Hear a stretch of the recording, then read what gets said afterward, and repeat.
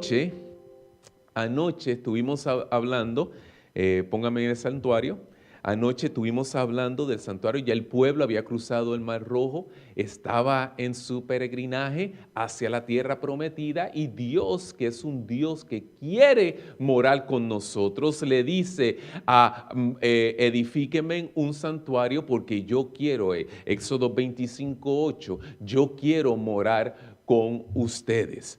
Entonces, le servimos a un Dios que tiene un deseo de derramar su Santo Espíritu a aquellos que quieren edificar. Ustedes saben muy bien que Belzaleel fue el escogido de Dios. Y dice la palabra de Dios en Éxodo 35 que su espíritu, el Espíritu Santo, se derramó sobre este hombre. Y lo que le estaba diciendo ayer es que cuando pedimos por el poder del Espíritu Santo, que Dios está dispuesto a dárnoslos, es con el propósito de edificar y no derrumbar. Right? Estuvimos hablando de eso. Muy bien. Ayer también estuvimos hablando de la puerta principal del santuario. Este era el santuario que estaba en el medio del pueblo. Imagínense, habían por aproximadamente 2 millones de personas. Estaba la nube que cubría tanto todo el pueblo como el santuario. Esa nube los protegía al pueblo porque estaban en el desierto, del sol que calentaba, de esas temperaturas, pero especialmente del sol. Y de noche, cuando hacía frío, estuvimos diciendo que esa nube pues les daba calor. Muy bien, nosotros también hablamos de que cuando el israelita, el miembro del pueblo, entraba o se acercaba para entrar al santuario, veía que las puertas estaban de color roja, carmesí y azul de púrpura, porque esos colores le recordaban a ellos su estado espiritual. Lo que quiero decir aquí es que cuando nosotros nos acercamos a Cristo, nos vemos que nosotros necesitamos de Él. Nosotros no somos perfectos. Nosotros necesitamos de su sangre para que nos limpie. Y yo miro el altar del sacrificio como la cruz del Calvario. Mientras más me acerco, más veo mi condición. Gracias a la cruz del Calvario, la sangre que Él derramó por mí, cuando yo salgo de este lugar, adentro, aunque afuera era rojo y azul, pero adentro la cortina era de color blanca, que me recordaba a mí que la sangre de Cristo es la que me limpia de todo pecado. Y esas son las cosas que nosotros estuvimos hablando ayer. Muy bien, ustedes ven estas personas que están aquí vestiditas de blanco, esos son los sacerdotes. Esos sacerdotes pertenecían a la tribu de Leví por la fidelidad de esa tribu. Dios los escogió, los apartó. Es igual que nosotros. Cuando nosotros decidimos seguir a Cristo Jesús, Él nos aparta. ¿Okay? Él nos hace santos. La palabra del Señor dice que nosotros somos santos. Y los sacerdotes eran los que oficiaban en este lugar aquí, que es el lugar santo. Acá atrás se encontraba el lugar santísimo, pero aquí estaba el lugar santo.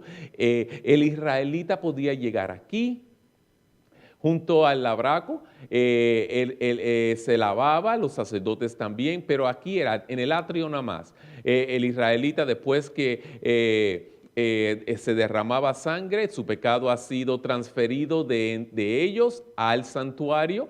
Los sacerdotes eran los que oficiaban aquí en este lugar. Muy interesante. En esta noche yo quisiera seguir hablando un poquito, dicho sea de paso, de esto nada más yo pudiera estar hablando por lo menos 2 o 3 semanas, mirando todo en detalle, pero por tiempo que no tenemos, solamente una semana, estoy dándole por encimita, pero en esta noche yo quisiera entrar al lugar santo y el lugar santísimo. Quisiera que hablemos, cuando usted entraba por aquí, cuando el sacerdote entraba aquí, uno de los sacerdotes entraba aquí, a la mano derecha estaba la mesa de los panes. Algo así se veía. Es interesante que la mesa de los panes tenían 6 panes, right? 6 en cada lado, representando las tribus, las 12 tribus del pueblo de Israel. Pero el pan representa, de acuerdo a la palabra de Dios, 2 cositas muy importantes. El pan representa a Cristo Jesús y también representa su palabra, la palabra de Dios.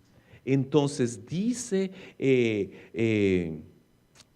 Juan 6:35, yo soy, esto es Jesús hablando, yo soy el pan de vida. El que a mí viene nunca tendrá hambre. Y para las personas que nos están viendo en el internet y para ustedes que están aquí con nosotros, especialmente que nos están visitando, cuando usted toma de Cristo Jesús, usted no tiene necesidad de ninguna otra cosa. Usted no necesita, no estamos hablando de que va a ser rico en posesiones materiales y que no vaya a tener dificultades, pero cuando uno come del pan que es Cristo Jesús, uno no se preocupa de nada porque Dios le provee. Y déjenme decirle que cuando yo me alimento de la palabra de Dios todos los días, yo no tengo necesidad de las cosas, por ejemplo, de este mundo. Es que interesante, Mateo 4:4 dice, no solo de las cosas materiales y de la comida que nosotros tomamos vivirá el hombre. Mateo 4:4, no solo de pan vivirá el hombre, sino de toda palabra que sale de la boca de Dios.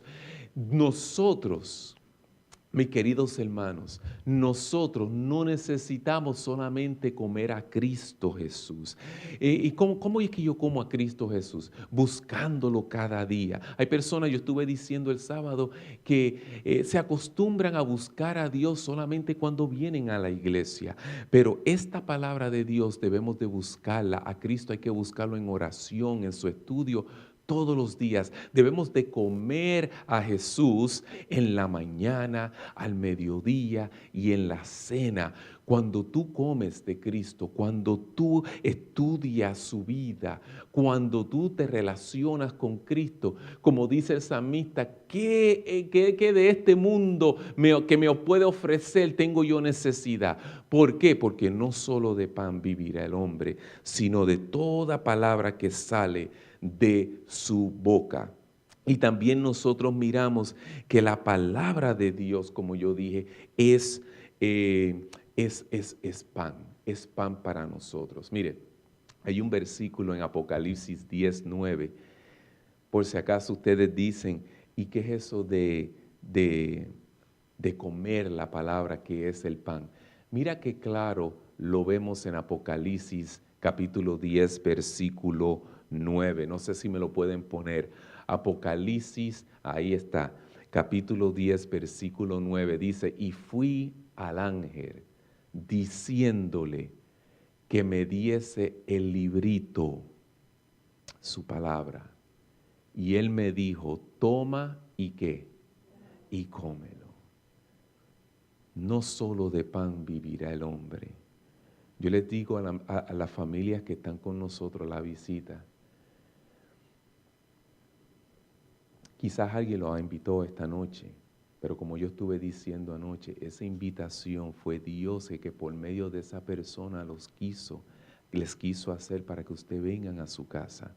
¿Por qué? Porque cuando usted busca de Dios, usted no tiene necesidad de otra cosa. Cuando usted busca de Dios y lee su palabra, esta noche regalaron unos libritos. Cuando usted busca de Dios,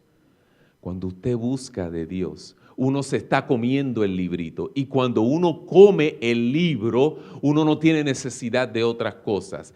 El crecimiento espiritual viene, mis queridos hermanos, cuando nosotros tomamos del pan, cuando nosotros tomamos de Cristo. Déjenme decirle que mañana es el plan de nosotros ya llegar a la tierra prometida. ¿Y qué ocurrió? Es muy importante que ustedes sepan qué ocurre cuando uno está llegando a la tierra prometida. El jueves nos vamos a estar estudiando sobre el silencio de Dios. ¿Por qué es que a veces cuando nosotros oramos Dios se queda silencioso, en silencio? ¿Y qué pasa cómo debemos responder? El por qué Él queda en silencio, 2 preguntas que vamos a contestar el jueves, y qué debemos de hacer cuando oramos y Él se queda callado. El viernes vamos a estar mirando sobre las 2 naturalezas que existen, que están en guerra dentro de nuestra vida. La naturaleza representada por Isaac y la naturaleza representada por Ismael. Y el sábado en la mañana concluimos entendiendo bien claro lo que significa Jehová es nuestro refugio.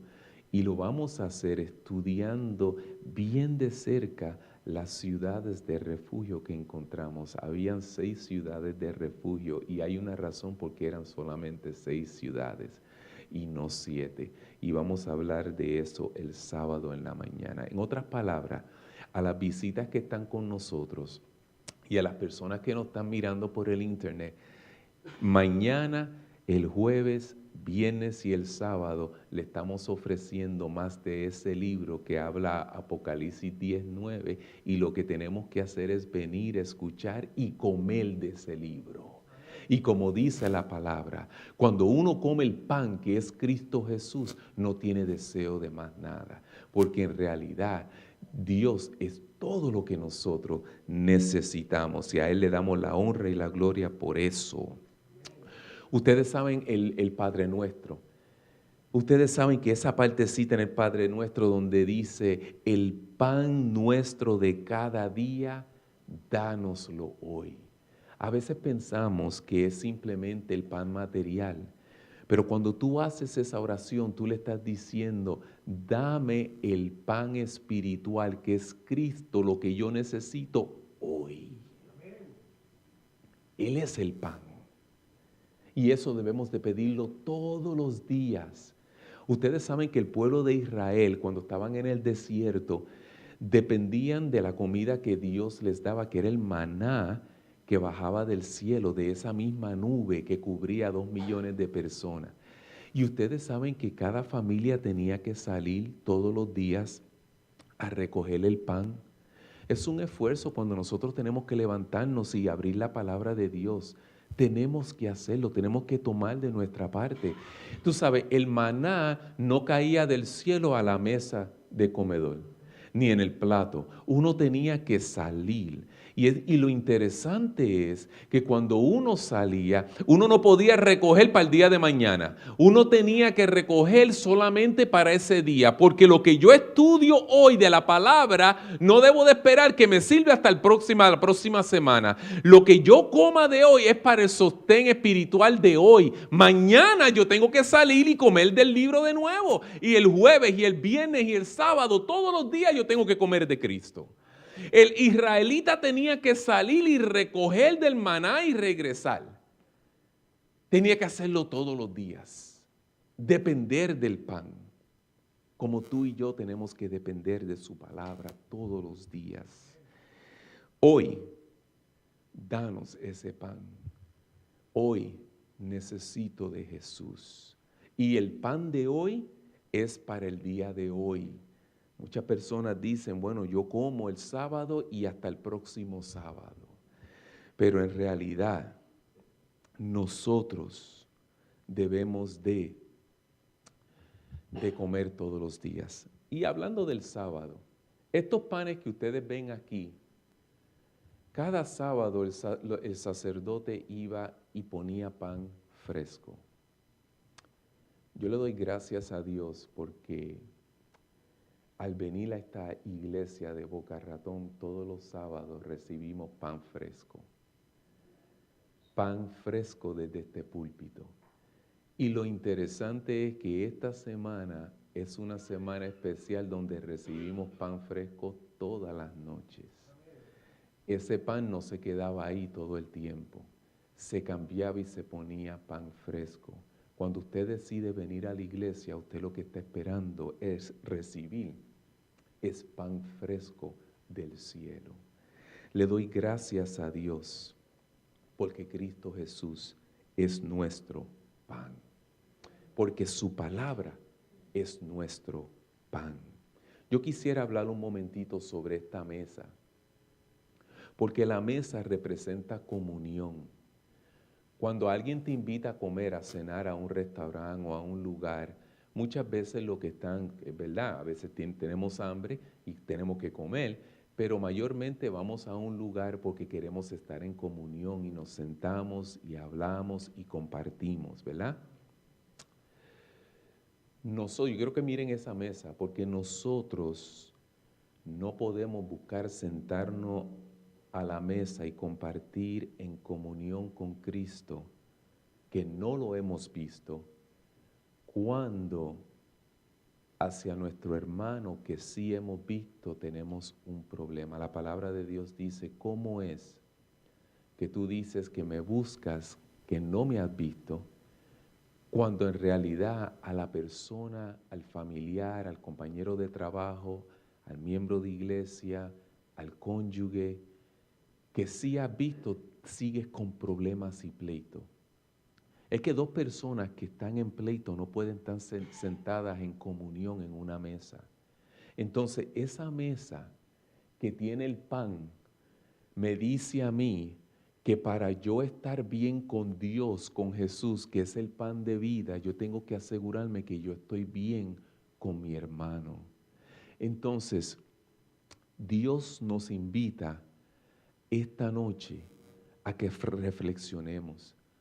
Si nosotros tenemos un problema con un familiar, si nosotros sabemos que tenemos un problema con alguien, o alguien tiene un problema con nosotros, debemos de ir de todo corazón y tratar de arreglar ese problema. Porque antes de estar sentados a la mesa y compartir y tener a Cristo en nuestro corazón y comer de Cristo, nosotros debemos de asegurarnos que con las personas que sí hemos visto, que nos rodean, que todas las cosas están bien con ellos. Mis queridos hermanos, Dios desea que nosotros comamos de Él, pero no podemos comer y comer teniendo problemas con los demás. Tenemos que buscar arreglar problemas con los demás y estar bien y sentarnos a la mesa en comunión con Él. Otra cosita, esto es a la mano derecha.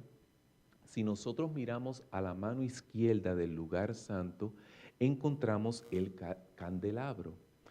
Ustedes saben que el candelabro tenía que estar prendido las 24 horas, porque en la caseta, en la tent, donde estaba el lugar santo, era un lugar que aún en el día estaba bien selladito, oscurito, ¿right? Entonces el candelabro alumbraba el lugar santo. Esa luz representa también a nuestro Señor Jesucristo, porque Él mismo dice, yo soy la luz del mundo. No hay razón por qué sigamos en tinieblas en este mundo cuando Él es la luz. Cuando el sacerdote entraba en el lugar santo, Él veía la mesa, Él veía el altar del incienso y Él veía, todo se veía por la luz que alumbraba constantemente. Y el hecho de que alumbraba constantemente me deja saber que si yo necesito a Cristo a las 3 de la mañana, Él está ahí, alumbrando. Que si yo tengo una decisión que tomar a las 4 o 5 de la mañana, cuando el resto de las personas están durmiendo, esa luz sigue alumbrando. Esta mañana recibí un mensaje de uno de mis colegas de la universidad pidiéndome un poco de consejo. Recibí un texto bastante largo y le dije que iba a llamarlo nuevamente y una de las cosas que le dije, pero antes de llamarlo necesito estar claro con la luz que es Cristo Jesús para poder ver cómo podemos ayudar en el caso que has puesto. Nosotros, mis queridos hermanos, es interesante porque no solamente Cristo es la luz, sino también la Biblia dice, vosotros sois la luz del mundo. La iglesia de Boca Ratón debe de ser aquí en este lugar una luz a este vecindario. Cuando nuestras visitas vengan aquí, deben de ver luz en este lugar. Ellos deben de salir de aquí diciendo, yo quiero regresar a ese lugar. Porque en un mundo lleno de oscuridad, yo veo que aquí en este lugar encuentro la luz. Entonces, vosotros sois la luz del mundo y Jesús también dice, yo soy la luz del mundo. ¿Cómo se sabe si la iglesia de Boca es luz al mundo? Mi querido hermano que me escucha por el internet, ¿cómo se sabe si está siendo luz hacia los demás? La palabra de Dios nos los dice. Primera de Juan 2, capítulo 2, versículo 9 al 11, ahí encontramos si en realidad, ¿cómo nosotros sabemos si como iglesia o como individuo, colectivo o individual, yo estoy siendo luz? Primera de Juan capítulo 2 y versículos 9 al 11 nos dice lo siguiente. A ver, ahí estamos. El que dice que está en luz. Así que nosotros sabemos si estamos reflejando luz. Y aborrece a su hermano, está todavía ¿en qué? En tinieblas. El que ama a su hermano permanece en luz y en él no hay tropiezo. Pero el que aborrece y echa para un lado a su hermano está en tinieblas y anda en tinieblas y no sabe a dónde va porque las tinieblas le han ¿qué? Cegado los ojos. Mis queridos hermanos, ¿cómo nosotros sabemos si personalmente o corporal como iglesia estamos reflejando la luz? Si en realidad nosotros amamos y no aborrecemos a los demás. Y alguien puede preguntar, ¿y quién es mi hermano? Como preguntaron en la Biblia, ¿quién es mi prójimo? Si tenemos un Padre celestial y todos somos sus hijos, entonces todos somos hermanos de todos nosotros. Tú eres mi hermano y yo soy tu hermano. Y por eso es que es muy importante que el llamado de esta noche es que nosotros sepamos que Dios nos está llamando a reflejar de esa luz. Nosotros en realidad somos como la luna. La luna refleja solamente los rayos del sol.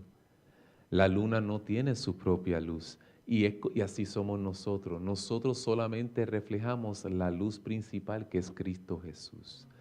Eso somos nosotros. Si Cristo mora en mi corazón, entonces eso es lo que tú vas a ver.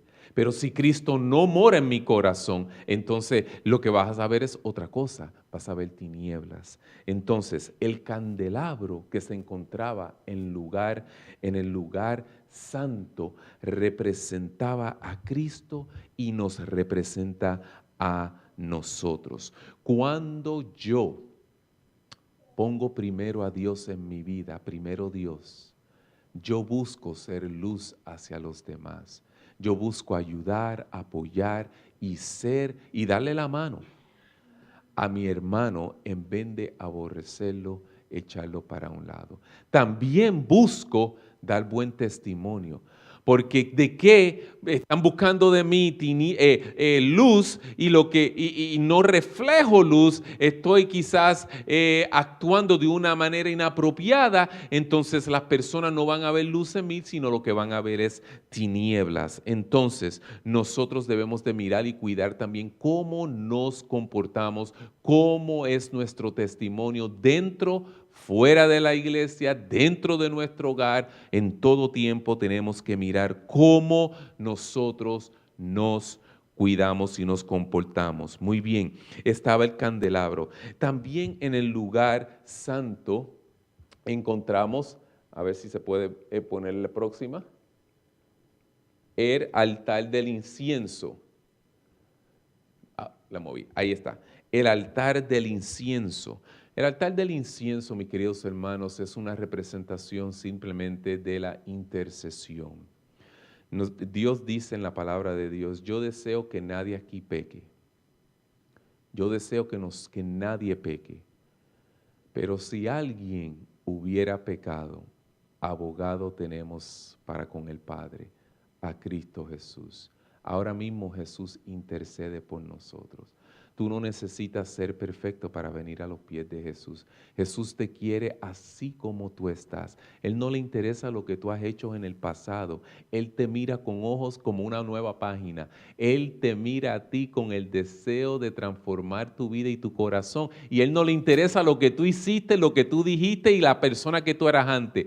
Él lo que necesita es que tú vengas a Él. Y si hubieses pecado, abogado tienes, alguien que te defiende, alguien que está dispuesto a ayudarte a echar para adelante y no continuar siendo esclavo de ese pecado. Cristo Jesús es nuestro intercesor. Ustedes saben que este altar de incienso era muy importante en el lugar santo porque cuando el incienso subía, la palabra de Dios dice que a Dios le agradaba.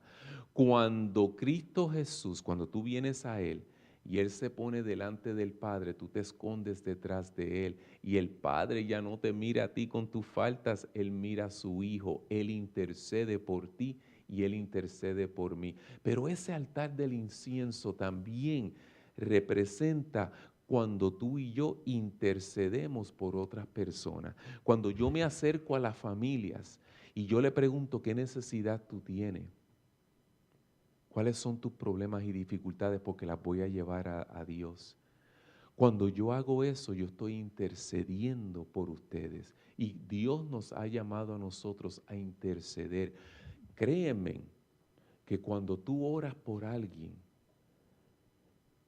eso sube como un incienso de agrado a Dios y esas oraciones llegan al trono de la gracia. Cuando yo me levanto en la mañana a las 5 de la mañana, déjeme serle honesto, y mi esposa que está mirando, ella sabe lo que yo estoy diciendo. Cuando yo me levanto a las 5 de la mañana, tengo que levantarla.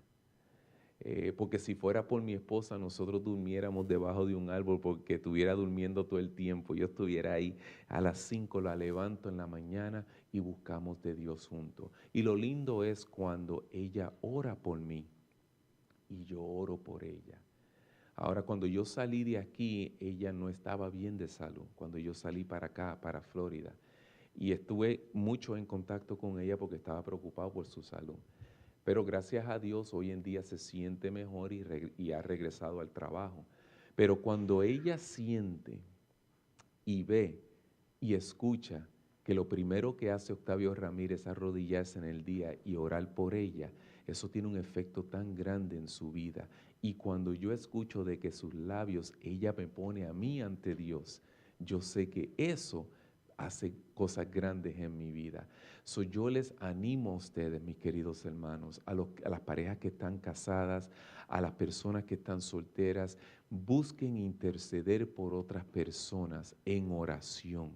Busquen llevarlos a ellos. A ustedes miran, cada vez que ustedes prenden la televisor y ven la noticia, ven un problema que hay en la sociedad, en este mundo. En cada lugar hay problemas. Busquemos interceder y orar por los demás.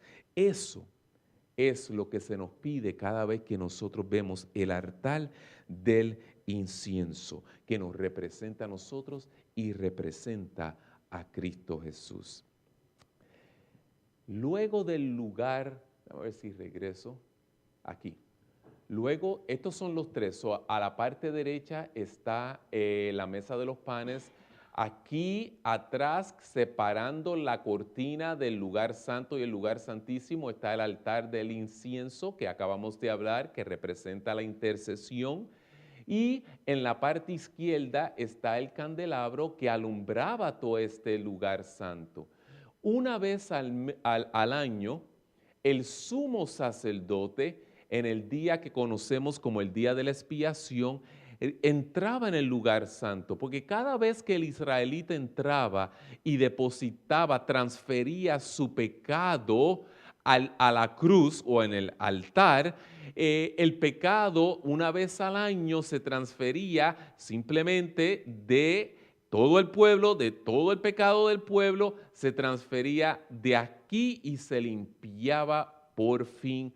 Una vez al año se hacía eso en el día de la expiación. Lo interesante es que ese día especial, cuando el sumo sacerdote entraba en el lugar santísimo, todo el pueblo estaba al frente de la puerta en reverencia, porque ellos sabían que tenían que escudriñar, tenían que mirar y analizar su vida, tenía que pedirle a Dios perdón por todos sus pecados, y también el pueblo se le pedía que mantuviera oración también por el sumo sacerdote, porque él podía morir en el lugar santísimo si había una mancha en su vida que él no también había buscado de Dios para que Dios le limpie.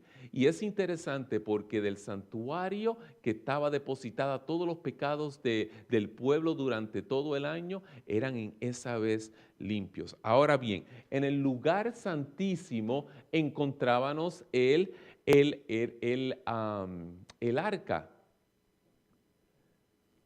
El arca.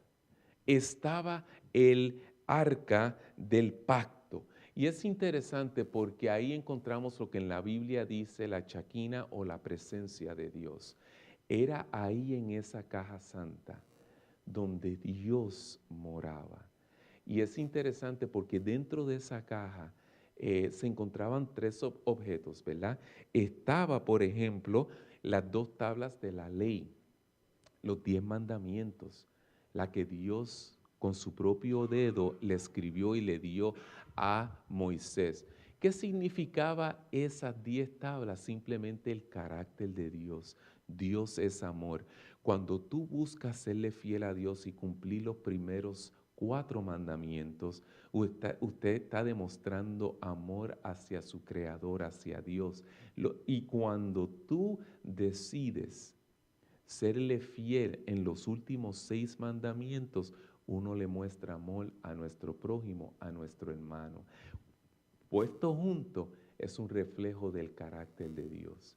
Pero también dentro de esta caja se encontraba también la vara de Aarón, símbolo de cómo Dios había librado al pueblo de Israel de la esclavitud. Porque Dios tiene un deseo de que ya tú no andes en tiniebla, de que ya tú no sigas siendo esclavo del enemigo. Dios tiene un deseo y quiere recordarte todo el tiempo de que tú seas libre en Cristo Jesús, de que la carga que tú puedas tener ya no la tengas, que tú tengas una plena confianza en Él diariamente, que cuando te llamen y te vengan con problemas o algo suceda, tú tengas una confianza en Él, que tú puedas decir, yo soy una persona libre en Cristo, ya el enemigo no me tiene que tener como esclavo, y esa vara te acuerda a ti de que Dios te sacó una vez a ti del mundo y te trajo a la luz que es Él, right? A la luz gloriosa, porque yo soy la luz del mundo.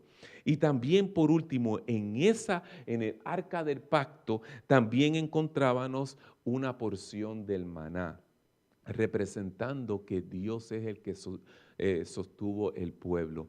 Dios nos sostiene cada día. Y quizás nosotros no necesitemos ser ricos, tener muchas posesiones, pero nunca Dios nos ha de desamparar.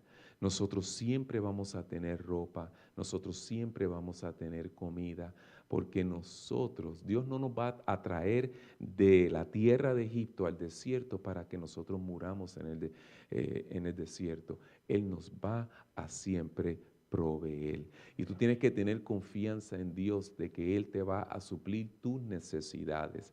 Y en esa arca también encontrábamos una porción del maná. En sí, mis queridos hermanos, cuando uno mira el santuario, el lugar santísimo, cada mueble que Bezalel construyó cuando fue ungido con el Santo Espíritu y edificó, cuando uno entra detrás de la cortina y uno mira la presencia de Dios, uno llega a la conclusión que le servimos a un Dios que quiere habitar con nosotros, que quiere proveer nuestras necesidades, que quiere ser luz en nuestra vida, que quiere que tú experimentes la verdadera felicidad, ni el alcohol, ni las drogas, ni todo placer que puedan ver que las personas supuestamente gozan en el mundo te puede dar la verdadera felicidad que nosotros encontramos en Cristo Jesús. Todas las cosas que nosotros vemos en la Biblia nos llevan y nos apuntan a Cristo Jesús, nuestro Salvador. Y cuando usted decide venir a la casa de oración todas las noches, uno le está diciendo a las personas, para mí, Dios es primero en mi vida. Y yo les quiero invitar en esta noche a que ustedes, mientras la persona que va a cantar, vamos a invitar a la persona que pase, ustedes mediten en las palabras y usted diga, yo necesito que Cristo sea la luz de mi vida. Yo necesito recibir de esa luz para poder ser luz. Pasa al frente, mamá. Para hacer luz hacia los demás. ¿Y cuántos en esta mañana, y esto es lo que yo quiero que ustedes piensen mientras la joven canta, cuántos en esta mañana tienen un deseo de estudiar y de comer el librito todos los días? Eso es lo que queremos que ustedes piensen y mediten mientras se canta en esta mañana, en esta noche.